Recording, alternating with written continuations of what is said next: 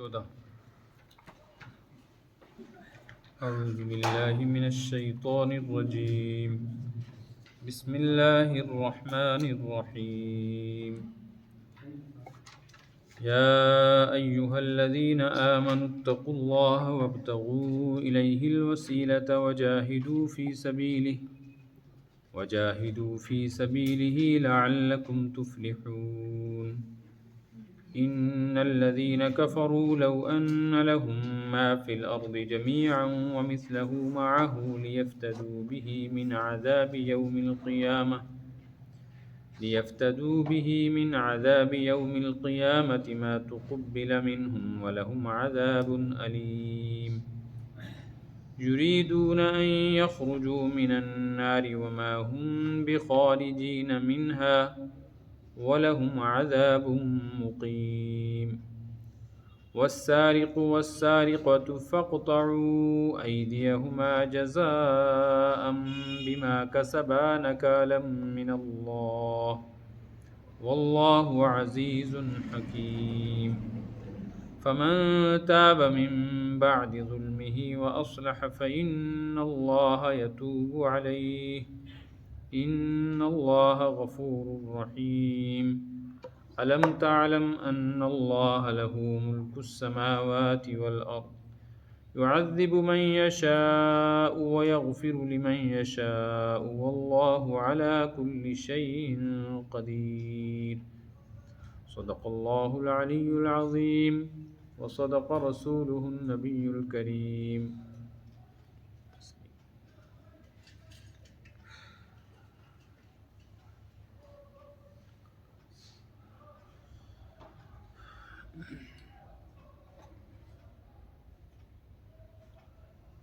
تلاوت کردہ آیات سے پہلی آیات میں کچھ احکامات بیان کیے گئے تھے۔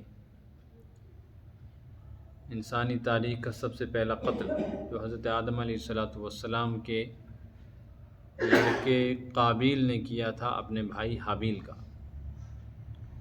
اور پھر قتل پر کیا سزائیں ہیں اور جو کتنا بڑا جرم ہے اس کا بیان تھا۔ اس کے بعد یہ بات بیان کی گئی تھی کہ اللہ رسول کا مقابلہ کرنا، انہیں احکامات کی مخالفت کرنا دنیا آخرت میں تباہی اور بربادی کا ذریعہ ہے، اور اس دنیا کے اندر انسان کو بحیثیت خلیفہ امن و امان پیدا کرنے کے لیے بھیجا گیا ہے۔ اب جو آدمی بھی فتنہ فساد کرتا ہے، اگر وہ کسی انسان کا قتل کرتا ہے تو سمجھو پوری انسانیت کا قتل کر دیا، اور کوئی امن کی محنت کرتا ہے، ایک انسان کی جان بچا لی تو سمجھو پوری انسانیت کی جان بچا لی۔ ایسے ہی جیسے کسی کی جان کی حفاظت ضروری ہے، جان کے اعتبار سے سلامتی کا ماحول بنانا ضروری ہے، ایسے ہی انسانوں کے مال کی حفاظت بھی ضروری ہے۔ جو شخص کسی کے مال پہ ڈاکہ ڈالے، ان لوگوں کی سزا بیان کی گئی تھی کہ ان کے ہاتھ پیر مخالف سمت سے کاٹ دیے جائیں تاکہ لوگوں کو عبرتناک سزا ملے۔ یہ سزاؤں کا ذکر ہے، لیکن قرآن پاک کا انداز اور اسلوب یہ ہے کہ وہ دنیاوی قانون کی طرح جرائم پر سزا کا اعلان کر کے چھوڑتا نہیں۔ جیسے یہاں ہے کہ فلاں جرم پر فلاں دفعہ کے تحت فلاں سزا ہو، بس قرآن ایسا نہیں کرتا۔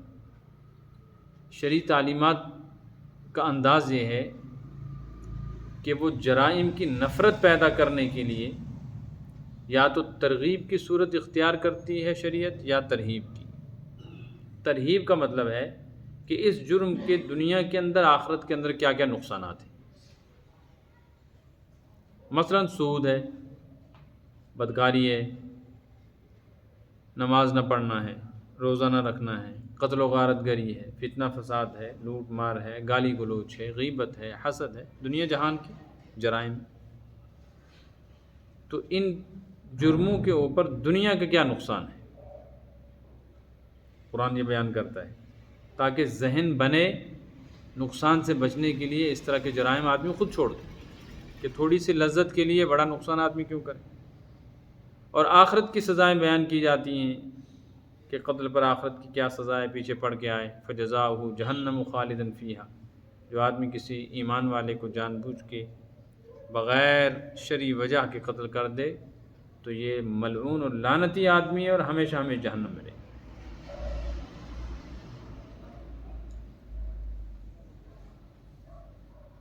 اسی طرح یتیموں کا مال ناحق کھانے والوں کے بارے میں پیچھے آ گئی بات، انما یاکلون فی بطونہم نارا، وہ مال نہیں کھاتے، پیٹ میں آگ بھرتے۔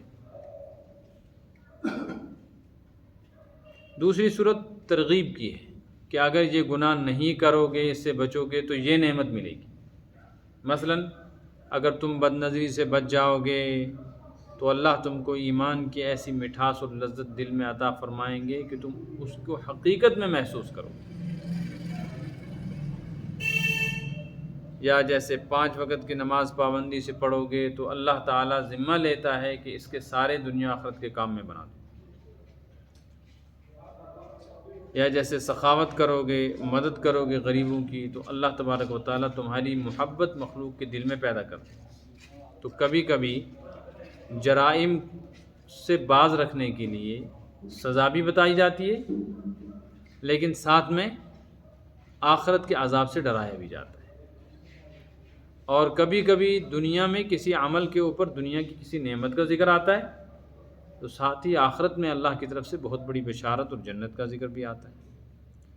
یہ بات میں نے اس لیے کہی کہ قرآن پاک جرائم کو بیان کر کے صرف ان پر سزائیں نہیں سناتا، بلکہ ان جرائم کی دلوں کے اندر نفرت پیدا کرنے کے لیے ایسے مضامین بیان کرتا ہے جن سے انسان خود بخود ان جرائم کو چھوڑنے پر مجبور ہو جاتا ہے۔ ایسے ہی احکامات جو اعمال کی لائن سے، ان پر بھی یہ دونوں چیزیں، نہیں کرو گے تو یہ ہوگا، کرو گے تو یہ نعمت ملے گی۔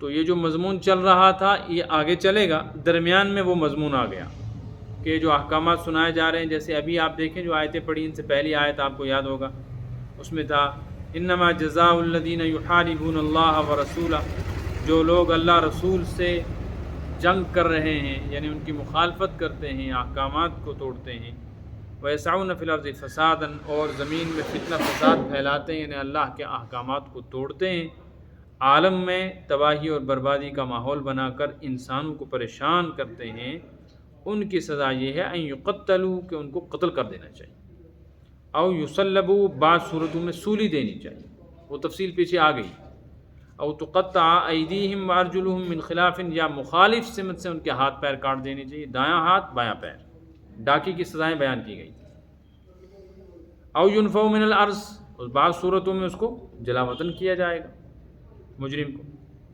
پھر اتنی سزا سنانے کے بعد فوراً بتلایا ذالک لہم خزی فی الدنیا، یہ تو صرف دنیا کی رسوائی کا سامان ہے، یہ اصل سزا نہیں ہے۔ یہ ہاتھ کاٹ دینا، قتل کر دینا، یہ اصل سزا نہیں ہے۔ یہ سزا تو ہوتی ہے اس لیے کہ جس آدمی نے جرم کیا ہے، جرم کی مکافات ہو جائے، تلافی ہو جائے، تو وہ نہیں ہوگی۔ تلافی کیسے ہوگی؟ اس نے کسی کو قتل کر دیا، اب کیسے تلافی ہو سکتی؟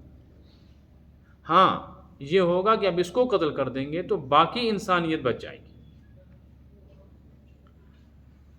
رہی سزا، لہم فی الآخرۃ عذاب عظیم، سزا تو آخرت میں ملے گی اور وہ بہت بڑی ہے، لیکن ساتھ ہی فوراً بات بتائی الا الذین تابوا من قبل ان تقدروا علیہم، نا امید ہونے کی ضرورت نہیں، اگر کوئی توبہ کر لے تو اللہ تبارک و تعالی غفور الرحیم ہے۔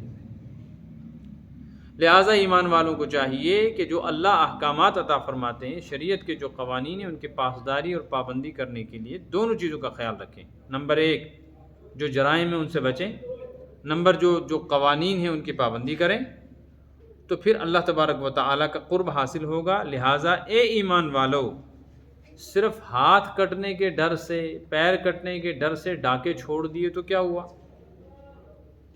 اصل تو یہ ہے ایمان کا تقاضا، اتقوا اللہ، اللہ سے ڈرو، اللہ سے ڈرو گے، اصل چیز یہ ہے، تو بس پھر تو تمہارے لیے ہر چیز آسان ہے۔ پھر اگر جرم بھی ہو جائے گا تو اس جرم پر دنیا کی سزا خود اپنے اوپر نافذ کرنے کے لیے اپنے آپ کو پیش کرو، کیونکہ اللہ کا ڈر دنیا کی سزا سے بڑا ہے۔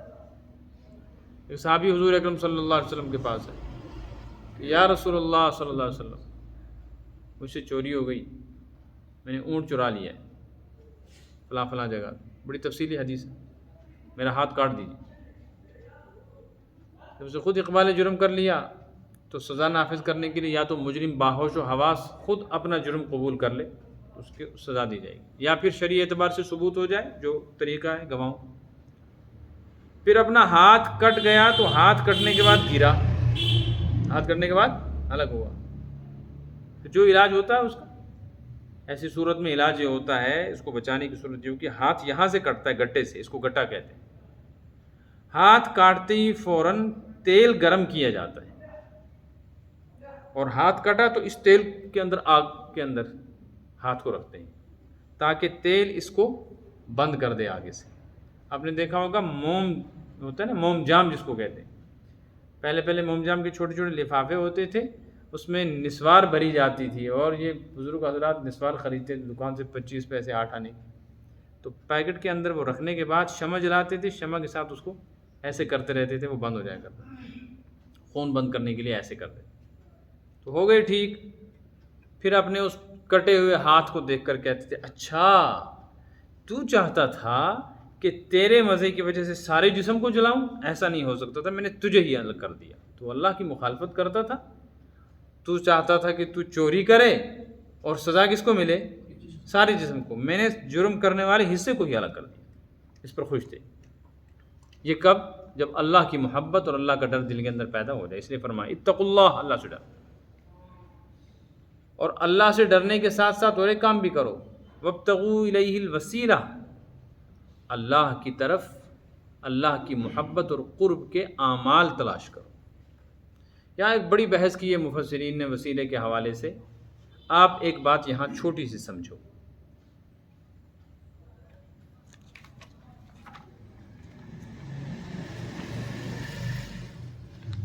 چلیے وہ آگے آ رہا ہے، پھر وہیں بتلاؤں گا 8ویں پارے میں انشاءاللہ اگر وہاں پہنچ گئے ہم۔ یہاں سمجھے وسیلہ جو ہے نا، یہ عربی لفظ ہے، یہ واو سین اور لام، کبھی واو صاد اور لام، واو صاد اور لام جب ملتا ہے یہ لفظ بنتا ہے تو اس سے ہم وصال بھی ایک لفظ بناتے ہیں، وصال، فلاں آدمی کا کیا ہو گیا؟ اسی سے وصل بھی آتا ہے، کہتے ہیں محبوب کا، ایک محبوب کا دوسرے محبوب سے وصل ہو گیا، وصل کے معنی ملانے کی، اور جو چیز دور ہوگی جب اس کو ملائیں گے تو وہ ایک دوسرے کی کیا ہو جائے گی؟ قریب، تو وصال کے معنی اصل میں ہو گیا قریب ہونا، سمجھ میں آیا؟ صاد سے وصال کے معنی بھی قریب ہیں، اور سین سے وسیلے کے معنی بھی قریب، اتنی بات سمجھ میں آئی؟ عربی ڈکشنری میں تو اس کے یہی معنی، البتہ پھر یہ کئی معنوں میں استعمال ہوتی ہیں یہ چیزیں۔ تو وسیلے کے دو مطلب ہیں، صاد سے ہو یا سین سے، ایک مطلب ہے اس کا ڈکشنری والا، اور ایک مطلب ہے اس کا عرف کا، کہ عام طور پہ اس سے کیا مراد ہوتا ہے۔ قرآن نے یہ جو لفظ یہاں بولا ہے نا، اس میں بڑی بحث سے بچنے کے لیے، اور جو اس وقت بڑے مسائل وسیلے کے حوالے سے ہو گئے ہیں کہ ایک جماعت بالکل وسیلے کا انکار کرتی ہے کہ وسیلہ کوئی چیز نہیں، وسیلہ شرک ہے، اور ایک جماعت اصرار کرنی ہے کہ وسیلے کے بغیر کچھ ہو ہی نہیں سکتا، ایک افراط اور ایک تفرید میں پڑے ہوئے۔ اہل سنت والجماعت کا اصل موقف یہ ہے کہ وسیلے کی اس بحث کو چھوڑ کر یہ سمجھو کہ وسیلے کے معنی قرب کے، ابتغوا کا مطلب تلاش کرنا، تو ابتغوا الیہ الوسیلہ کا مطلب ہے اللہ کا قرب تلاش کرنا، اور اللہ کا قرب کیسے تلاش ہوگا؟ دو راستے ہیں اس کے، جن چیزوں سے اللہ نے روکا ہے ان سے رک جاؤ، اور جن چیزوں کے کرنے کا حکم دیا ہے ان کو کرو، تو اللہ کی نزدیکی، اللہ کا قرب نصیب ہوگا۔ جیسے وہ حدیث ہے، آپ نے سنی ہوگی، حدیث قدسی، اللہ پاک فرماتے ہیں کہ جب میرا بندہ نوافل کی کثرت اور پابندی کرتا ہے تو پھر میں اس کے ہاتھ بن جاتا ہوں جن سے وہ پکڑتا ہے، اس کے پیر بنتا ہوں جن سے وہ چلتا ہے، اس کی زبان بنتا ہوں جس سے وہ بولتا ہے، اس کی آنکھ بنتا ہوں جس سے وہ، اس کے کان بنتا ہوں جس سے وہ سنتا ہے۔ اللہ پاک کسی کے کان بنے، ہاتھ بنے، اس کا کیا مطلب؟ یعنی پھر اس کی حالت یہ ہوتی ہے نفل کی پابندی کی وجہ سے کہ جب یہ زبان سے کوئی بات کرتا ہے، سمجھو وہی بات کرتا ہے جو اللہ کی محبت کی بات، اللہ کی پسند کی بات، کان سے وہی چیزیں سنتا ہے جو اللہ کو پسند ہے، چلتا انہی راستوں پر ہے جو اللہ کو پسند ہے، اور پکڑتا وہی چیز ہے جو اللہ کو پسند ہے۔ یہ بات سمجھ میں آئی نا؟ تو نوافل سے یہ قرب حاصل ہوتا ہے، جیسے آیا لئن اقم وہو معکم لئن اقمتم الصلاۃ وآتیتم الزکاۃ، قرآن میں آیا اللہ تمہارے ساتھ ہے اگر تم نماز قائم کرو اور زکوٰۃ دو۔ مطلب اس کا یہ ہے کہ یہ اعمال وہ ہیں جن سے اللہ کا قرب حاصل. لہٰذا ترجمہ کریں گے ہم اس کا، اے ایمان والو اللہ سے ڈرو، اور اللہ سے ڈرو گے تو گناہ چھوڑ دو گے، کیونکہ اللہ کی نافرمانی کرنے کی پھر ہمت نہیں ہوگی. یہ سوچو گے کہ کس کا جرم کر رہے، کس کی بغاوت کر رہے. اس لیے بعض علماء فرماتے ہیں گناہ صغیرہ اور گناہ کبیرہ کوئی چیز نہیں ہے. یہ جو الگ الگ ہے یہ کوئی، ہر گناہ کبیرہ ہے. کیوں؟ یہ دیکھو نا، گناہ کہتے ہیں جرم کو، مخالفت کو. تو کس کی مخالفت کر رہے ہو؟ اللہ کی کوئی مخالفت چھوٹی ہو سکتی ہے؟ لہٰذا کوئی بھی گناہ جو ہے وہ اللہ کی مخالفت ہے، اور ہر مخالفت بڑی ہے، لہٰذا ہر گناہ کبیرہ ہے. بعض علماء فرماتے ہیں اگرچہ گناہ کبیرہ گناہ صغیرہ کی ایک اصطلاح ہے اور باضابطہ اس کا کچھ مطلب ہے، اس کی تفصیل بھی ہے، لیکن میں بتلا رہا ہوں کہ گناہ چھوڑ دینا اللہ کا قرب. لیکن فرمایا بس اتنا ہی نہیں کہ گناہ چھوڑ کے بیٹھے رہو، بس کچھ کام اور کرنے کی بھی، وابتغوا الیہ الوسیلہ، وہ اعمال کرو جن سے اللہ، مثلا چوری نہ کرو، ڈاکہ نہ ڈالو. اب کیا کرو؟ ہاتھ پہ ہاتھ رکھ کے بیٹھے رکھو؟ نہیں، حلال روزی کمانے کے لیے مشقت اٹھاؤ، اس کی وجہ سے اللہ کا قرب حاصل ہو. جیسے ایک حدیث میں ہے کہ کچھ گناہ ایسے ہیں جن کا کفارہ کچھ بھی نہیں، وہ کسی طرح بھی معاف نہیں ہوتے. صحابہ نے پوچھا ان کی معافی کی کیا صورت ہے؟ فرمایا ان کی معافی کی ایک ہی صورت ہے کہ آدمی اپنا اور اپنے اہل و عیال کا پیٹ بھرنے کے لیے مشقت اٹھائے حلال روزی کمانے کے لیے. اس حلال روزی کے کمانے میں جو تکلیفیں اٹھائے گا نا، وہی تکلیفیں ان گناہوں کا کفارہ بن سکتی ہیں، باقی کوئی چیز کفارہ. اس سے معلوم ہوا کہ تکلیفیں اٹھانا، گناہوں سے بچنا اور نیک اعمال کرنا یہ اللہ کے قرب کا ذریعہ ہے. اور اللہ کے قرب کے ذریعے میں ساری عبادات آ گئیں، لیکن خاص طور سے فرمائے وجاہدوا فی سبیلی، ایک بڑی عبادت ہے جس سے بہت زیادہ قرب حاصل ہے، وہ ہے اللہ کے راستے میں جہاد. اور پھر اس میں ایک بات سمجھو، جہاد کے بھی مختلف درجے ہیں، اور اللہ کا قرب حاصل کرنے کے لیے عبادت کے بھی بہت سارے درجے ہیں، اور گناہوں سے بچنے کے بھی بہت سارے درجے. سب سے بڑا گناہ کفر ہے، اس سے بچنا. جو کفر سے بچ گیا اللہ کے قریب ہو گیا. اللہ ولی الذین آمنوا، اللہ ایمان والوں کا دوست ہے. لیکن پھر جو گناہ کبیرہ کرتا ہے وہ پھر دور ہو جاتا ہے.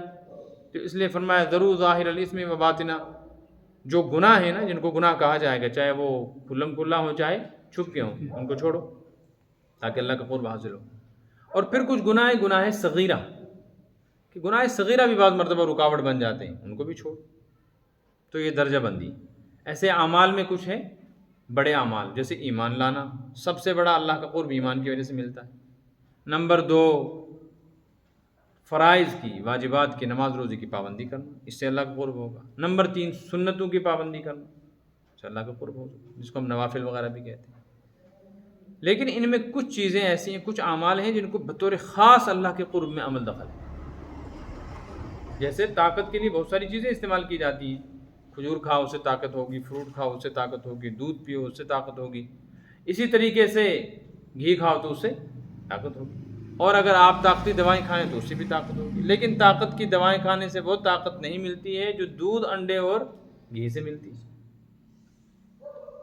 اسی طریقے سے اعمال جو ہیں، ان اعمال میں جہاد کا جو مقام ہے نا، وہ بہت بڑا ہے. اس میں انسان اپنی جان، اپنی مال سب لے کر اللہ کے راستے میں نکلتا ہے، اور واپسی کا کوئی ارادہ نہیں ہوتا. اس سے جو قرب نصیب ہوتا ہے وہ سب سے بڑا قرب ہے.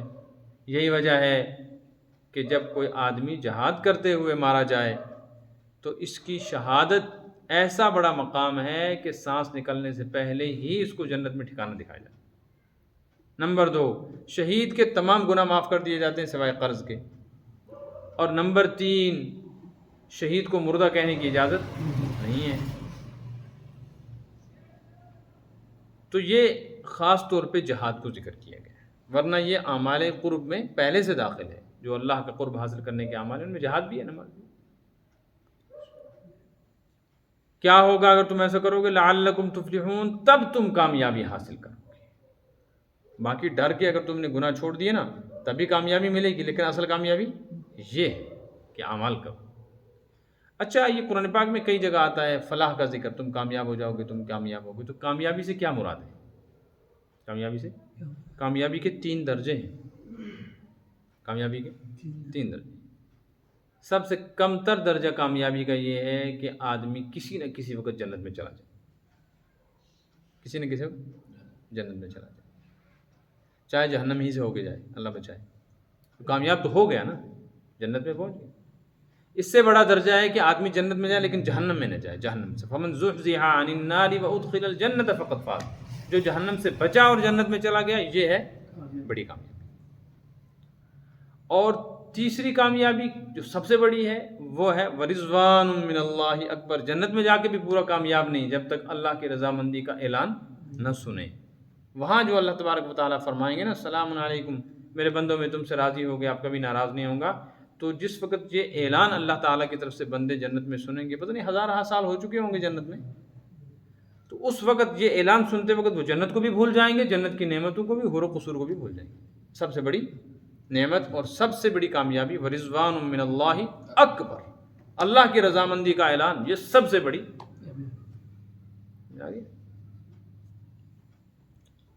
یہی مراد ہے۔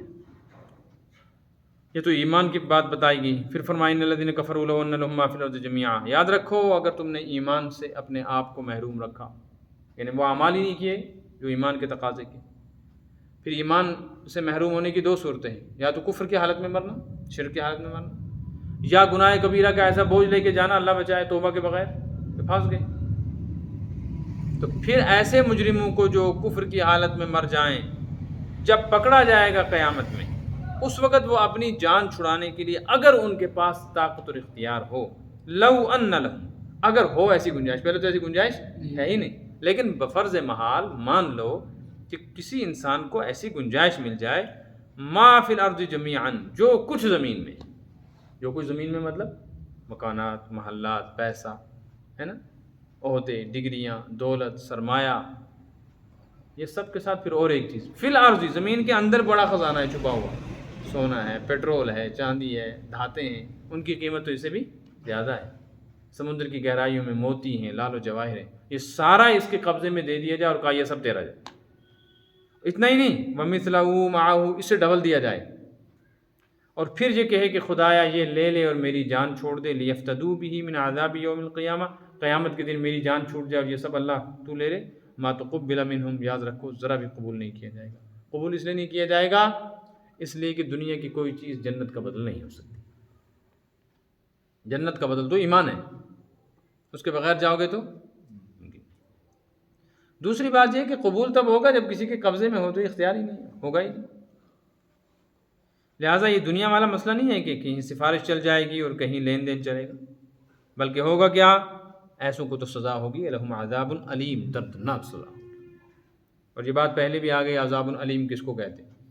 عذاب کا معنی ہی سزا کے، تو سزا میں تو تکلیف ہی ہوتی ہے نا، پھر قرآن بار بار کہتا ہے عذاب علیم، دردناک سزا ہوگی۔ دردناک کا کیا مطلب؟ یعنی جو سزا ہوگی نا وہ اتنی خطرناک ہوگی، وہ سزا خود بھی اپنے آپ سے پریشان ہوگی۔ جیسے جہنم ہے تو جہنم خود اپنی آگ سے پریشان ہے، تو پھر جہنم کی سزا کتنی خطرناک۔ جیسے ایک روایت میں آیا ہے کہ جو آدمی زکوٰۃ نہ دے، اس کے مال کو قیامت کے دن گنجے سانپ کی شکل میں اس کے گلے میں ڈال دیا جائے، تو سانپ کی شکل میں کہہ دیا جاتا، گنجا کیوں کہا؟ گنجا سمجھتے ہیں نا، کھور جس کو کہتے ہیں، اس کے سر پہ بال، وہ ایسا سانپ ہو۔ علماء فرماتے گنجا اس لیے کہا گیا کہ وہ سانپ اتنا زہریلا ہوگا کہ اس کے اپنے زہر سے اس کے سر کے بال اڑ گئے ہوں گے، جس کو کھاٹے گا اس کا کیا حال ہوگا۔ یہ قرآن پاک عذاب علیم اسی کو کہتے ہیں۔ پھر کیا ہوگا؟ بچنے کی کوشش کریں گے تو دو صورتیں ہوتی ہیں بچنے کی، ایک بچنے کی صورت یہ ہوتی ہے کہ چلو جی سزا ہوئی تھی لیکن معاف کر دیا، سزا سنائی گی، لیکن دوسری یہ ہے کہ نہیں سزا تو ملی لیکن پھر سزا ملنے کے بعد بہرحال ختم ہو گئی سزا، 10 سال کی، 15 سال کی، 20 سال کی سزا۔ فرمایا کافروں کے ساتھ ایسا نہیں ہوگا، یریدون ان یخرجوا من النار، وہ جہنم سے نکلنے کی کوششیں اور ارادے تو بہت کریں گے، چاہتے ہیں، ہاتھ پیر ماریں گے، وما هم بخارجین منہا، لیکن وہ اس سے نکل نہیں سکیں گے، یعنی جہنم سے بچیں گے نہیں، سزا ہر حال میں ہوگی۔ اچھا سزا تو ہو گئی، تو کبھی نہ کبھی سزا کا خاتمہ بھی ہو، اینڈ ہے کہ نہیں؟ فرمایا وَلَهُمْ عَذَابٌ مُقِيمٌ، نہیں ہمیشہ ہمیشہ رہے گی، ختم بھی کبھی نہیں ہوگی، نہ تو معاف کریں گے نہ ختم کریں گے، ایسی سزا۔ اب پھر وہی مضمون شروع ہو گیا آگے حد کا، السارق والسارقہ، چوری کا بیان۔ یہاں ایک بات آپ سمجھیں، ایک ہوتا ہے ڈاکہ، ایک ہوتی ہے چوری، اس میں فرق ہے۔ ہمارے ہاں تو ڈاکے اور چوری کے الفاظ عام طور پہ ایسے بولے جاتے ہیں کہ اس کا فرق سمجھ میں نہیں آتا، اور چوری کی کئی صورتیں، اگرچہ وہ ساری کی ساری صورتیں چوری کہلائیں گی، لیکن چوری کے اوپر اور ڈاکے کے اوپر ایک شرعی سزا ہے جو قرآن نے بیان کی ہے۔ اس شرعی سزا کے لیے چوری کی ایک مخصوص شکل ہے جس پر یہ سزا لگے گی، ہر شکل پہ نہیں۔ ایسے ہی ڈاکے کی ایک مخصوص شکل ہے جس پر یہ سزا لگے گی، ہر ڈاکے پر نہیں۔ سمجھ میں آ گئی نا؟ ڈاکہ کہتے ہیں کھلم کھلا کسی کو پکڑ کے مار دینا یا اس کا مال لوٹ لینا جبراً۔ اس کی کئی صورتیں ہیں۔ ایک صورت ہے کہ یہاں ایک آدمی بیٹھا ہوا ہے، اس سے کچھ مانگا، اس نے دیا نہیں، ہاتھ مارا اس کے اوپر، اسے چھین لیا، یہ بھی تو ڈاکہ ہے۔ لیکن اس پہ وہ سزا نہیں ہے جو قرآن نے اس ڈاکے پہ سنائی ہے جس پہ قتل کیا جائے گا، ہاتھ پیر کاٹے جائیں گے۔ اس کی تفصیل پیچھے آ گئی، آپ کے ذہن میں ہوگا کہ کوئی آدمی کسی علاقے میں کسی جگہ میں قبضہ کر لے اور آنے جانے والوں کی لوٹ مار کا وہ ایک طریقہ جو پرانے زمانے میں چلتا تھا وہ چلے۔ اور آج بھی ڈاکے کی کچھ صورتیں، جیسے قومی خزانے پر ڈاکہ مارتے ہیں حکمران، وہ بھی ڈاکہ ہے، مگر اس ڈاکے کے تحت وہ نہیں آئے۔ بات سمجھ میں آ رہی ہے؟ اس طرح چوری کی بہت ساری قسمیں ہیں۔ قرآن نے ایک قسم کے اوپر سزا سنائی ہے ہاتھ کاٹنے کی۔ اگر چور چوری کرے فَاقْطَعُوا أَيْدِيَهُمَا، ان کے ہاتھ کاٹو، چاہے مرد کرے چاہے عورت کرے۔ کون سی چوری؟ اس کی تفصیل فقہاء نے بیان کی۔ اس کے لیے جو سزا ہے چوری پر ہاتھ کاٹنے کی، تو جرم کی صورت طے۔ نمبر 1، جو شخص چوری کر رہا ہے، جو شخص جس چیز کی یہ چوری کر رہا ہے، اس چیز میں اس کا کسی طرح کا کوئی حصہ نہ ہو، اس کا کوئی حصہ نہ ہو۔ مثال کے طور پہ ایک آدمی چوری کر رہا ہے مسجد کی گھڑی کی۔ یہ مسجد کی گھڑی گاؤں والوں نے مل کے پیسے سے لائی، اس نے بھی دیے اس میں 10 روپے، تو کسی نہ کسی درجے میں اس کا حصہ ہے۔ اگر اس نے چوری کی، اس کی تو چوری تو یہ ہے، سزا تو اس پر ہے، لیکن ہاتھ کاٹنے کی سزا نہیں۔ سمجھ آئی؟ یا اسی طرح کوئی آدمی بیت المال کی چوری کرتا ہے، بیت المال میں پیسے رکھے وہاں سے چرا لیے، تو بیت المال میں کسی ایک شخص کا مال تو ہے نہیں، مختلف لوگوں کا ہے، لہذا وہ چوری تو ہے، سزا تو ہے، لیکن اس کے اوپر یہ سزا ہاتھ کاٹنے کی۔ سمجھ میں آ رہی ہے بات؟ نمبر 2، جس چیز کی چوری کر رہے ہیں وہ چیز محفوظ جگہ میں رکھی ہوئی ہو اور تالے توڑ کے حملہ کر کے اس کو چوری کرے۔ اب مثال کے طور پر ایک آدمی نے رکھا ہوا تھا اپنا یہ موبائل طاق کے اوپر باتھ روم میں، وضو کر کے نکلا، بھول گیا، دوسرا آدمی کیا، اس نے اٹھا کے جیب میں ڈالی، چوری تو کر لی، لیکن یہ چوری ایسی نہیں ہے، چوری تو ہے، اس پہ سزا تو ہے، مگر یہ ہاتھ کاٹنے کی سزا، کیونکہ یہ محفوظ جگہ پہ رکھا ہوا نہیں تھا۔ نمبر 3، ایک آدمی نے موبائل یا پیسے اپنے جیب میں رکھے اور کوٹ اتار کر، پینٹ اتار کر، پھیرن اتار کے کیل کے ساتھ لگایا اور خود چلا گیا باتھ روم میں، اور دوسرا آدمی آیا، اس نے ہاتھ مارا، پیسے لیے اور بھاگ گیا۔ چوری تو کی، لیکن اس چوری پر ہاتھ کاٹنے کی سزا۔ پھر کیسے؟ یہ پیسہ کسی نے اپنے لاکر میں رکھا ہو، تالا لگایا ہو، ہے نا، یا کسی جگہ چھپا کے رکھا ہو جہاں عام آدمی کی دسترس نہ ہو، صندوق میں ہو، کمرے میں ہو، تالا ہو، محفوظ جگہ میں، اپنی طرف سے حفاظت کا پورا انتظام، وہاں سے چوری کر رہا ہے۔ کمرے میں تالا لگایا ہوا، اس نے تالا توڑا ہے، کھڑکی توڑی ہے، پھر اندر گیا ہے، پھر جا کے توڑا۔ کمرے میں رکھا ہوا تھا، طاق میں سامان، کنڈا لگایا تھا، حفاظت کا باضابطہ انتظام نہیں تھا، تو پھر ایسی صورت میں چوری تو ہے، سزا تو ہوگی، اس کو تعزیر ہوگی، لیکن ہاتھ نہیں کٹے۔ آئی نا بات سمجھ میں؟ نمبر 3، وہ کسی شخص کی ملکیت ہو، متعین شخص کی۔ اگر متعین شخص کی ملکیت نہیں ہے تو اس میں ہاتھ نہیں کٹے۔ جیسے مثال کے طور پہ رفاہ عام کا سامان ہے، عام رفاہ، ایمبولینس چرا لی کسی نے، یا اسی طریقے سے کسی آدمی نے مسجد کا وہ سامان چرا لیا جو کسی کی ملکیت میں نہیں، یا بہت ساروں کا مال کہیں رکھا ہوا تھا، بکچا رکھا تھا، وہ اٹھا کے بھاگ گیا، تو اس کا ایک شخص متعین کوئی مالک نہیں ہے، لہٰذا یہ چوری تو ہے، سزا ہوگی، مگر ہاتھ نہیں کٹے۔ یہ باتیں سمجھ میں آئی؟ اب سنیں آپ، السارق والسارقہ، چور اور چورنی، سارق منے چوری کرنے والا مرد، سارقہ چوری کرنے والی عورت۔ جب چوری کر لیں، اور چوری وہی جس کی شریعت نے یہ سزا وہ والی قسم، اور پھر وہ چوری ثابت بھی ہو جائے گواہوں کے ذریعے سے، تو پھر حد جاری ہوگی۔ حد کیا ہے؟ فقطعوا ایدیہما، ہاتھ کاٹے جائیں گے دونوں کے، مرد کے بھی اور عورت کے بھی، لحاظ نہ عورت کا کیا جائے گا نہ مرد کا۔ جزاءً، یہ سزا ہے ایک قسم کی، کیا؟ کس چیز کی؟ بما کسبا، اس عمل کی جو انہوں نے کیا، جو چوری میں انہوں نے حاصل کرنے کی کوشش کی، ہاتھ سے کیا نا تو ہاتھ ہی کاٹے جائیں۔ نکالا من اللہ، یہ اللہ کی طرف سے عبرت کا تازیانہ ہے باقی لوگوں کے لیے، کاٹا ہوا ہاتھ دیکھ کر لوگ چوری سے بچیں گے۔ اب یہاں ایک بات ذہن میں رکھیں، عبادت کا ذکر آیا تو فرمایا اعبد اللہ، اے لوگو اللہ کی عبادت کرو، مردوں کا الگ اور عورتوں کا الگ ذکر۔ نماز کا ذکر آیا تو فرمایا اقیم الصلاۃ، اے لوگو نماز پڑھو، آتوا الزکاۃ، لوگو حج دو، وامر بالمعروف، اے شخص امر بالمعروف کر، ونہا عن المنکر، اور برائی سے روک۔ براہ راست مردوں کو خطاب کیا گیا یا عام لوگوں کو خطاب کیا گیا، عورت کو مخاطب نہیں کیا قرآن میں۔ 3 جگہ پر عورتوں کو مخاطب کیا ہے، ایک تو چوری کی سزا میں، ایک 18ویں پارے میں سورہ نور کے شروع میں زنا کی سزا میں، اور نمبر 3 آنکھوں کو جھکانے اور پردہ کرنے میں مردوں کے ساتھ عورتوں کو قرآن نے مخاطب بنایا ہے۔ اس کی کیا وجہ ہے؟ اس کی وجہ کیا ہے؟ اس کی وجوہات میں سے بہت ساری وجوہیں لکھی ہیں، 2 آپ سنیں۔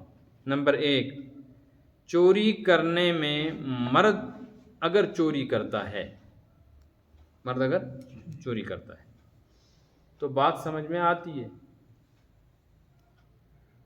یہ کہ اس مرد کے اوپر گھر کے اخراجات لازم ہیں، اس کو کمانا ہے اور اس کے پاس وسائل نہیں ہیں، مجبور ہو کر اس نے کیا کی؟ چوری۔ عورت چوری کرے تو اس کے اوپر چونکہ کوئی ذمہ داری نہیں، وہ چوری کیوں کر رہی ہے؟ تو کہیں ایسا نہ ہو کہ عورت سمجھے کہ میرے اوپر تو یہ ذمہ داری بھی نہیں تھی، یہ تو مرد پر تھی، اس کو تو کمانا تھا، وہ کما نہیں رہا ہے، کام چھوڑ کے کیا کر رہا ہے؟ چوری، تو مجھ پر تو یہ ذمہ داری نہیں تھی، میں نے چوری کر لی تو کیا ہوا؟ بات سمجھ آ رہی ہے؟ اس لیے اس کی سزا کے طور پہ بطور خاص اس کو ذکر کیا۔ نمبر 2، مرد اگر چوری کرتا ہے تو بات سمجھ میں آتی ہے، اب یہی بات ہے میں دوسرے انداز سے کہہ رہا ہوں، بات سمجھ میں، کیونکہ اس کے اوپر ذمہ داری ہے۔ عورت پر جب کوئی ذمہ داری نہیں، وہ چوری کیوں کرے گی؟ اس کا چوری کرنا تو اور زیادہ خطرناک ہو رہا ہے، لہٰذا اگر وہ چوری کر رہی ہے تو اس کو خاص طور پہ ذکر کیا کہ یہ بہت بڑی بدبختی کی نشانی ہے، جب اس پہ کوئی ذمہ داری بھی نہیں ہے، اخراجات بھی نہیں ہے، شوہر کر رہا ہے سب کچھ، باپ کر رہا ہے، بیٹا کر رہا ہے، تو یہ کیوں کر رہے ہیں؟ لحاظ بھی اس کا کوئی نہیں۔ ایسے ہی زنا کے معاملے میں بھی ہے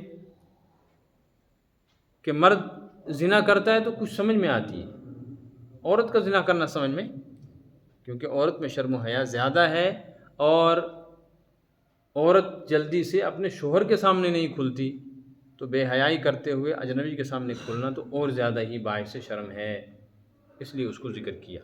نمبر 2، عورت سزا کے سلسلے میں چونکہ اس کا جسم کمزور ہے، بدن کمزور ہے، خلقت کے اعتبار سے کمزور ہے، عورت کے اوپر یہ سزا جاری کرنا کہ اس کا ہاتھ کاٹ دیا جائے، مرد کے مقابلے میں زیادہ عیب کا سبب ہے، زیادہ عیب کی نشانی۔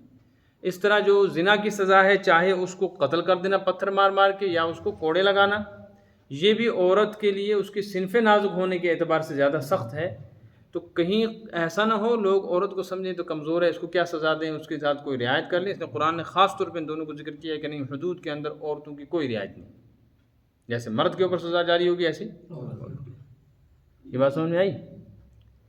اب یہاں ایک اعتراض ہے جو عام طور پہ بے دین اور بددین لوگ کرتے ہیں، اور مستشرقین سے اب مسلمان بھی کہتے ہیں کہ دیکھو جی قرآن نے کتنے سخت شریعت نے احکامات نافذ کیے ہیں، سزا کے طور پہ ہاتھ کاٹے جاتے ہیں، اور مرد کے ساتھ عورت کا بھی ہاتھ کاٹا جاتا ہے، اور سزا کے طور پہ درے مارے جاتے ہیں، کوڑے مارے جاتے ہیں، مرد کی طرح عورت کو بھی مارے جاتے ہیں، حالانکہ عورت تو اتنی کمزور ہے وہ ایک تھپڑ برداشت نہیں کر سکتی، وہ نافرمانی کرتی ہے، اپنے شوہر کی مخالفت کرتی ہے، تو قرآن کہتا ہے کہ اس کا بستر الگ کر دو، درمیان میں آدمی کو لاؤ، پھر سمجھاؤ، اور پھر بہت حد سے معاملہ پار ہو جائے تو وضربوہن، نہ مارو، لیکن مار میں بھی پھر حدیث میں آیا مار ایسی ہو کہ ہڈی نہ ٹوٹے، چہرے پہ نہیں مارنا، زخم نہیں لگنا۔ ایک طرف تو یہ تعلیمات، دوسری طرف یہ کہ اسے جرم ہو گیا تو اس کو سنسار کرو، کوڑے مارو، ہاتھ کاٹو، وہ تو اور زیادہ عیبدار ہو جائے گی عورت۔ سمجھ میں آ رہی ہے نا؟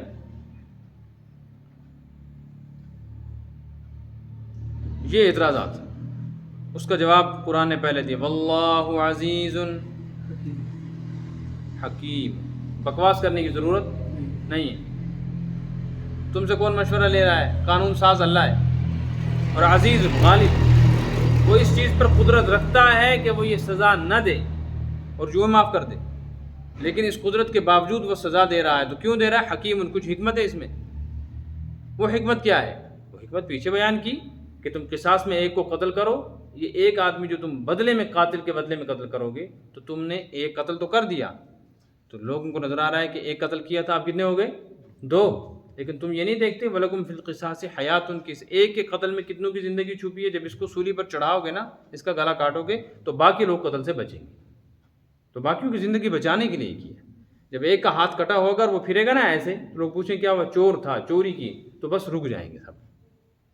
اور زانی کے ساتھ جب ایسا ہوگا تو باقی لوگ رکیں گے۔ یہ حکمت ہے، اس حکمت کی وجہ سے یہ سزا دی ہے۔ اور اگر یہ سزا نہ دی جائے اور معافی کی راہ نکالی جائے تو پھر شرعی قانون دنیاوی پارلیمنٹ کا قانون بن جائے گا کہ غریب طبقے کو سزائیں ملیں گی اور جو بااثر لوگ ہوں گے وہ سزا سے بچیں گے، جرائم بڑھتے رہیں گے، گھٹیں گے نہیں۔ اور قرآن چاہتا ہے، شریعت چاہتی ہے جرائم کا انسداد، ختم، خاتمہ، اس کی یہی صورت ہے۔ لیکن اس کے باوجود ایک بات یاد رکھو، فمن تاب من بعد ظلمہ واصلح، جو آدمی توبہ کر لے اپنی اس ظلم و زیادتی یعنی گناہ کے بعد، واصلح، اور پھر آئندہ کے لیے اپنی اصلاح کرے اور یہ جرم نہ کرے، فإن اللہ یتوب الیہ، تو اللہ تعالیٰ اس کی توبہ قبول کر لیں گے۔ ایسا نہیں ہے کہ اللہ ناراض ہو گئے تو اب معافی نہیں کریں گے۔ اس سے ایک بات کا اشارہ کر دیا کہ ہاتھ کٹ جانا بھی اتنا بڑا مسئلہ نہیں ہے، اللہ کا ناراض ہو جانا بہت بڑا مسئلہ ہے، اور اللہ راضی ہو جاتے ہیں اس کے لیے توبہ کر لیجیے، ان اللہ غفور الرحیم۔ لیکن اب یہاں ایک بات سمجھیں، وہ یہ ہے کہ آپ نے پیچھے پڑھ لیا، یہ سن لیا کہ اگر کوئی ڈاکہ ڈالے تو اس کی سزا ہے قتل کرنا مثلا، لیکن ابھی وہ قابو میں نہیں آیا تھا، پولیس کے قبضے میں نہیں آیا تھا، گرفتار نہیں ہوا، تو اس نے کیا کر لی؟ توبہ کر لینے کے بعد پکڑا گیا تو قتل نہیں ہوا، اس کو دوسری سزائیں دی جائیں گی جو مناسب سمجھے۔ پارلیمنٹ نے جو بنایا ہے، سپریم کورٹ نے جو بنایا ہے، اسلامک پارلیمنٹ، اسلامی سپریم کورٹ جو ہے شریعت، انہوں نے جو بنایا تو وہ سزا دی۔ لیکن چور نے اگر چوری کر لی اور جرم ثابت ہو گیا، پھر وہ توبہ کرے یا نہ کرے، سزا بہرحال اس کو دی جائے گی، سزا دی جائے گی۔ اس کی کیا وجہ ہے؟ بہت ساری وجوہات میں سے ایک چھوٹی سی وجہ سمجھے کہ ڈاکے میں بہت سارے لوگوں کا عمل دخل ہوتا ہے اور چور ایک آدمی ہوتا ہے، اور ڈاکہ ڈالنا مشکل ہے، چوری کرنا آسان ہے۔ ڈاکہ ڈالنا مشکل، چوری کرنا آسان ہے۔ تو اس میں چونکہ بہت سارے لوگوں کی جانوں کا مسئلہ ہوتا ہے، اس لیے وہاں گنجائش رکھی گئی کہ معاشرے اور سوسائٹی کے اندر سدھار پیدا ہو، اور اس طرح کے لوگ جو کہ قبضے میں نہیں آتے، ڈاکو قبضے میں، ان کو کسی طرح نزدیک لانے کی کوشش کی جائے کہ وہ لوگ ڈاکہ ڈالنے کے بعد اگر فرار ہو جائیں، اس جماعت کو کیا کرو گے؟ وہ ویرپن چلا گیا ہے ایک جنگل میں، پورا ملک پریشان تھا، ایک آدمی کو پکڑنا آسان ہوتا ہے۔ اور یہ جو چھوٹی چوریاں ہوتی ہیں نا، یہ کوئی بھی کر سکتا ہے، لڑکی بھی کر سکتی ہے، لڑکا بھی کر سکتا ہے، اگر اس پر قدغن نہیں لگائی، یہ سزا نہیں دی تو چوریوں کا انسداد نہیں ہوگا، چوریاں تو ہوتی رہیں۔ لیکن ڈاکہ یہ ہے کہ ڈاکے میں جو جماعت ہوتی ہے، پہلے تو اس کو پکڑنا مشکل، اور اگر ان کو پکڑنے کے بعد آپ نے سزا دی تھی تو باقی ڈاکو کبھی بھی قبضے میں نہیں آئیں گے، وہ تو اور زیادہ پارٹیاں بنا کر اور حملے کریں گے اس علاقے میں، دوسرے علاقے میں، تو فتنہ فساد پھیل جائے گا۔ بات سمجھ میں آ رہی ہے؟ یہ حکمت ہے۔ الم تعلم ان اللہ لہ ملک السماوات والارض، کیا تم کو پتہ نہیں؟ یعنی تم کو پتہ ہے، تم جانتے ہو، اعتراض نہ کرو، تم کو پتہ ہے۔ ان اللہ لہ ملک السماوات والارض، زمین و آسمان کی حکومت اور بادشاہت اللہ ہی کی، تو اس کو اختیار ہے، یعذب من یشاء، جس کو چاہے جو چاہے سزا دے۔ کسی کو کیا حق بنتا ہے کہ وہ اعتراض کرے؟ ہاں اپنی عقل پہ اعتراض کرو کہ سمجھ نہیں آ رہی ہے یہ سزا کیوں ہے۔ وَيَغْفِرُ لِمَن يَشَاءُ، جس کو چاہے معاف کر دے۔ تو تم کو کہ ڈاکو کو کیوں معاف کر دیا گیا، اس کو کیا سزا دی؟ کہ تم کو حق کیا ہے، تم سے کوئی مشورہ لیا ہے، تمہاری عقل محدود ہے، سمجھ میں نہیں آتا ہے تو چپ کر کے مان لو، اللہ جانتا ہے کس کو کیا کرنا ہے، واللہ ولا کل شیء قدیر. رہی قدرت کی بات تو ہر طرح کی قدرت ہے، چاہے سزا دے چاہے سزا نہ دے. لیکن اس نے جو قانون بنایا ہے، یہ قانون اس لیے نہیں ہے کہ وہ کسی سے اتنا ناراض ہو گیا ہے کہ سزا دیے بغیر راضی نہیں ہوگا. یہ اس لیے بنایا ہے کہ اس طرح کے جرائم کے اوپر بد امنی پھیلتی ہے، اس بد امنی کو ختم کرنے کے لیے اور ماحول میں امن اور سلامتی پیدا کرنے کے لیے یہ کچھ سزائیں طے کر دی ہیں شریعت نے، کہ جان بچی رہے اور مال اور آبرو بچی رہے. زنا میں آبرو جاتی ہے، چوری ڈکیتی میں مال جاتا ہے، اور قتل میں جان جاتی ہے. دنیا میں جو فساد ہے وہ انہی 3 راستوں کا ہے. قتل و غارت گری ہو رہی ہے، لوٹ مار ہو رہی ہے، بدکاریاں ہو رہی ہیں. اگر یہ 3 چیز ختم ہو جائیں کہ پورے ملک میں کوئی قتل نہ ہو. نمبر 2، کسی کے مال کے ساتھ کوئی چھیڑ چھاڑ نہ ہو. نمبر 3، کسی کی ماں بہن بیٹی کی عزت خطرے میں نہ ہو. تو کون سا فساد باقی رہے گا؟ کوئی فساد ہی باقی نہیں رہا. پھر تو بالکل امن و امان ہو گیا. اس لیے ان کے اوپر کیا دی گئی؟ قدغن لگانے کے لیے سزا دی. اب یہاں ایک بات اور سن لیں، مضمون مکمل ہوا کہ شریعت نے جن جرموں کے اوپر سزائیں مقرر کی ہیں خود وہ 5، ان کو حد کہتے ہیں. حد کا مطلب ہے شرعی سزا. ان میں سے پہلی سزا ہے قتل کی، جس کو قصاص کہتے ہیں. اس کو کیا کہتے ہیں؟ کسی نے کسی کو قتل کیا، وہ تفصیل دوسرے بارے میں آ گئی. لیکن قصاص میں یہ مسئلہ ہے کہ اگر مقتول کے ورثہ یا ان میں سے کوئی ایک معاف کر دے تو قصاص ختم ہو جائے گا اس کے بدلے میں. ہاں. نمبر 2، زنا کی سزا، اس کو کہتے ہیں حد زنا. اس کی پھر 2 قسمیں ہیں. شادی شدہ نے زنا کیا ہے تو سنسار کیا جائے گا، اور غیر شادی شدہ نے زنا کیا ہے، مرد ہو یا عورت، ثابت ہو جائے تو اس کو کوڑے مارے جائیں. 100 کوڑے. کتنی سزا ہو گئی؟ 2. تیسری سزا ڈاکے کی، آگے پیچھے. اور چوتھی سزا چوری کی، ہاتھ کاٹنا، حد سرقہ جس کو کہتے ہیں.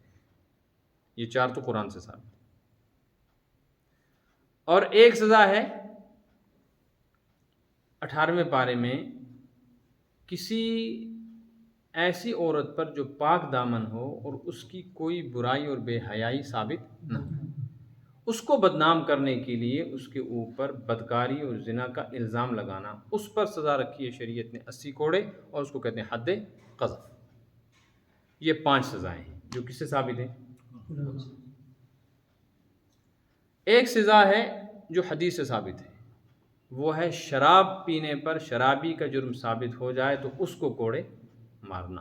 اجماع صحابہ اور حدیث سے وہ سزا.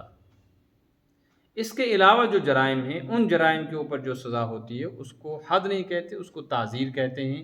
یا یہی جرم جو 5 ابھی بتائے گئے، ان میں کچھ شک و شبہ ہو جائے اور یہ سزا نافذ نہ ہو تو بھی ان کو سزا دی جائے گی. مثلا چوری کی اصل سزا ہاتھ کاٹنے کی جو ہے نا، اس کے لیے شرائط ہیں. ایک آدمی ہے، اس نے کوئی دوسری صورت کر لی چوری کی، کسی کا موٹر سائیکل یہاں باہر سے لے کے بھاگ گیا، سائیکل لے کے، تو چوری تو کر لی اس نے. یا کسی کا موبائل طاق میں سے اٹھا کے لے کے بھاگ گیا، تو یہ بھی چوری ہے. اس پہ ہاتھ نہیں کاٹا جائے گا لیکن معاف بھی نہیں ہے، اس کو کوئی نہ کوئی سزا ملے گی. اس طرح ایک آدمی ہے، اس کے بارے میں زنا کی شہادت آ گئی، زنا کیا ہے، لیکن 3 نے تو کہا صحیح، ایک نے کوئی گول مول بات کہی، تو اس گول مول بات کرنے کی وجہ سے یہ آدمی، مشکوک آدمی جو ہے، اس کو قتل نہیں کیا جائے گا، کوڑے نہیں مارے جائیں گے، لیکن کچھ نہ کچھ سزا تو، کچھ تو گڑبڑ ہے، کچھ نہ کچھ سزا دی جائے گی. ایسی سزائیں جو قاضی اپنی ذاتی اختیار اور رائے سے دیتا ہے، یا وہ اپنے عملے اور مشیروں کو ملا کر طے کر کے قانون بنا دیتا ہے. جیسے حکومت قانون بناتی ہے فلاں جرم پر، ایکسیڈنٹ پر یہ سزا ہے. سمجھ آ گئی نا؟ کسی کی زمین قبضے میں کر لینے پر یہ سزا ہے، بینک لوٹ لینے پر یہ سزا ہے. اب یہ جو سزائیں ہیں یہ حکومت طے کر چکی ہے. بینک لوٹ لیا تو بینک والے اب کوئی نئی سزا نہیں دے سکتے، اس کے لیے پہلے سے ایک ضابطہ بنا ہوا ہے. گاڑی چوروں کی ایک سزا پہلے سے بنی ہے. اس طرح اسلام نے بھی اس کی اجازت دی ہے کہ تعزیریں جو ہیں، ان تعزیروں میں قاضی خود اختیار رکھتا ہے جو چاہے سزا دے، لیکن حد سے نیچے کی ہو، حد کے برابر نہیں ہونی چاہیے. نمبر 2، قاضی کو یہ بھی اختیار ہے کہ وہ اپنی ایک مجلس شورا بنائے، اپنا ایک کورٹ ہو جس کو ہم شرعی عدالت کہتے ہیں، اس میں جو اس کے مشیر ہیں، وزراء ہیں، اس میں جو مفتیان کرام ہیں، وہ باہمی مل جل کے ان جرائم کے اوپر کوئی سزا متعین کر دے کہ ہمارے ملک میں جو آج کے بعد یہ جرم کرے گا اس کو یہ سزا دیں گے، جیب کتروں کو یہ سزا دیں گے، ایکسیڈنٹ کرنے والوں کو یہ سزا دیں گے. تو یہ بھی اختیار ہے. اس طرح کی تمام سزاؤں کو تعزیرات کہتے ہیں. یہاں آ کے مضمون مکمل ہوا کہ کسی کا مال یا جان ایسی چیز ہے کہ ان کے اوپر حملہ کرنے سے امن و امان خراب ہوتا ہے، اور اس امن و امان کو بحال کرنے کی ذمہ داری انسانوں پر ہے. حکومت سازی اور سیاست اسلامی کا اصل مقصد یہی. لیکن جس ملک کے اندر مسلمانوں کی حکومت ہو اور اس کے اندر یہ شرعی سزائیں نافذ نہ ہوں تو وہ اسلامی سیاست نہیں کہلائے گی، وہ موجودہ دور کی جمہوری سیاست کہلائے گی. اور اس دور میں جمہوری سیاست بدنام ہو گئی ہے، حالانکہ جمہوری سیاست ہی اصل اسلامی سیاست ہے. مگر یہاں جمہوری سیاست کا مطلب ہوتا ہے من مانی کرنا، جس کو جو چاہے کہ. اور اسلامی جمہوری سیاست یہ ہے کہ جمہور کا مطلب ہے سب مل جل کر یہ طے کر لیں جو قرآن و حدیث کہے گا ہم وہ مانیں گے. وہ بھی تو جمہور ہو گیا. سمجھ میں آ رہی نا؟ تو اصل تو جمہوریت وہ تھی، لیکن اب صورت بدل گئی ہے. جہاں ایسے نظام بنے ہوئے ہیں، پارلیمنٹ اور موجودہ سپریم کورٹ دنیا کے آئین کو سامنے رکھ کر، ملکوں کے قوانین کو سامنے رکھ کر سزائیں نافذ کرتے ہیں، وہاں سزائیں بڑھتی چلی جاتی ہیں، جرائم بڑھتے چلے جاتے ہیں، ظلم و ستم بڑھتا جاتا ہے، عدالتیں بڑھتی جاتی ہیں، جیلیں بھرتی جاتی ہیں، لیکن جرم کم نہیں ہوتے. اس کے مقابلے میں جن ملکوں پر یہ سزائیں نافذ ہیں وہاں عدالتیں کم ہیں، جرائم بھی بہت کم ہیں. مثلا سعودی عرب ہے، آپ دیکھیں وہاں چوری نہیں ہوتی. ان کو معلوم ہے چوری کریں گے تو ہاتھ کٹے گا. وہاں زنا کی اتنی وارداتیں نہیں ہوتی. اسی طریقے سے وہاں بغاوت نہیں ہوتی حکومت کے خلاف، معلوم ہے اس کی سزا شرعی دیں گے وہ. اور یہاں ہوتی ہے، ان کو معلوم ہے کیا ہوگا کہ پکڑے جائیں گے بغاوت کے جرم میں، کچھ دنوں کے بعد الیکشن ہوگا، ہماری پارٹی آ جائے گی، ہم آزاد، ان کو دکھائیں گے پھر پکڑ. یہ ہوتا ہے، جرائم بڑھتے جاتے ہیں. یا ایھا الذین آمنوا اتقوا اللہ، اے ایمان والو اللہ سے ڈرتے رہو. وابتغوا الیہ الوسیلہ، اور اللہ کا قرب حاصل کرنے کی کوشش کرو. اب یہاں وہ بات بھی سن لیں کہ وسیلے سے ایک وسیلہ وہ مراد ہے جو آج کل ہمارے ہاں لیا جاتا ہے. تو اس سلسلے میں اعتدال کی راہ یہ ہے کہ اگر وسیلے کا مطلب کوئی یہ سمجھتا ہے کہ میری یہ دعا فلاں بزرگ کے وسیلے سے قبول ہوگی، یعنی وہ سفارش کر دے گا اور اللہ تعالیٰ اس کی سفارش ضرور مانیں گے، یا وہ اتنا بڑا با اثر ہے کہ اس کا نام آتے اللہ تبارک و تعالیٰ علیہ باللہ پھر میری دعا رد نہیں کر سکتے، تو یہ وسیلے کی صورت شرک ہے. ہاں اگر وسیلے سے مراد صرف برکت ہو تو برکت حدیث سے ثابت ہے کہ یا اللہ میں نے یہ 2 رکعت پڑھی ہیں، ان نماز کی 2 رکعتوں میں کچھ نہ کچھ برکت تو ہے، اور برکت آپ کے نزدیک ایک پسندیدہ چیز ہے، اس برکت سے میری دعا قبول کر. یا اللہ فلاں بزرگ ہے، اس کے اعمال ہیں، ہمارے نبی پاک صلی اللہ علیہ وسلم ہیں، آپ کا قرآن ہے، کعبہ ہے، یہ برکت کی چیزیں ہیں، آپ برکت کی چیزوں کو قبول کرتے ہیں، اس کے ساتھ میرا یہ عمل بھی قبول فرما. وہ مراد ہے. لیکن اس میں فرق کرنا بہت مشکل ہے، اس لیے ایک جماعت بالکل اس کا انکار کرتی ہے، وہ بھی صحیح نہیں، وہ غلط کرتے ہیں. جبکہ قرآن سے بھی وسیلہ کسی نہ کسی درجے میں ثابت ہے اور حدیث سے بھی ثابت ہے، لیکن اس میں سمجھنا ضروری ہے کہ وسیلے سے کون سا وسیلہ مراد ہے. اتنا باریک فرق ہے کہ عوام سمجھتے نہیں، اور کچھ لوگ وسیلے میں اتنا کھو گئے ہیں کہ ان کے ہاں آپ اللہ علیہ باللہ کوئی چیز نہیں، اب جو ہے تو بس پیر ہی ہے، پیر کا وسیلہ وہ شرک ہے. وجاہدوا فی سبیلہ، اللہ کے راستے میں جہاد کرو. جہاد کی بھی صورتیں ہیں. جہاد فی سبیل اللہ کی ایک صورت وہ ہے عرف میں جس کو ہم جہاد کہتے ہیں، اور ایک صورت ہے اللہ کے راستے میں خوب محنت اور مشقت اٹھاؤ اعمال میں، گناہوں سے بچنے میں. لعلکم تفلحون، تاکہ کامیابی حاصل ہو، یعنی جنت ملے. ان الذین کفروا، جو کفر کی حالت میں ہوں اور اسی حالت میں مر جائے، لو ان لہم ما فی الارض جمیعا، اگر بفرض محال قیامت کے دن ان کے اختیار میں دے دیے جائے جو کچھ بھی زمین میں سب کچھ، ومثلہ معہ، اور اس کا ڈبل دیا جائے، لیفتدوا بہ من عذاب یوم القیامہ، تاکہ قیامت کے دن کے عذاب سے چھٹکارے کے طور پہ فدیہ دے سکیں. ما تقبل منہم، تب بھی قبول نہیں کیا جائے گا. ولہم عذاب علیم، ان کو دردناک سزا دی جائے گی. یریدون ان یخرجوا من النار، وہ جہنم سے نکلنے کی ارادے یعنی کوششیں تو بہت کریں گے.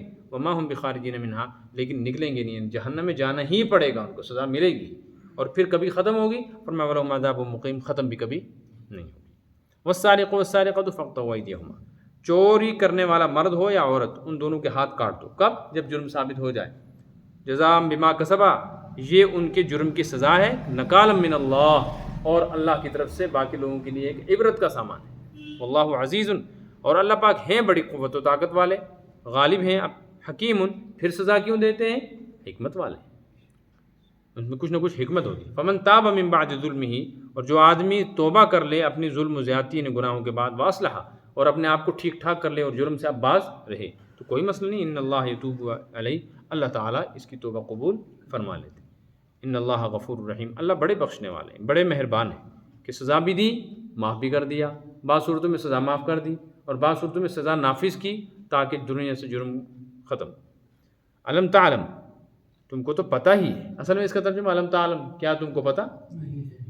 پتہ تو ہے ہی نا، اس لیے میں نے ترجمہ کیا تم کو تو پتہ ہی ہے، ان اللہ لہ ملک السماوات والارض۔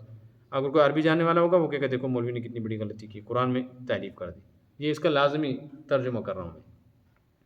تم کو یقین ہے، تم کو پتہ ہے، ان اللہ لہ ملک السماوات والارض، کہ بے شک اللہ تبارک و تعالیٰ زمینوں کا اور آسمانوں کا بادشاہ ہے، اور بادشاہ کو اختیار ہے جو قانون بنائے، اور بادشاہ کو تب کوئی آدمی کچھ کہہ سکتا ہے یہ قانون سخت نرم ہے جب وہ کسی سے مشورہ لے، جب وہ علی الاطلاق بادشاہ ہے اور اس کو کسی سے مشورہ لینے کی ضرورت نہیں ہے، تو کسی کو اختیار بھی نہیں ہے سوال کرے۔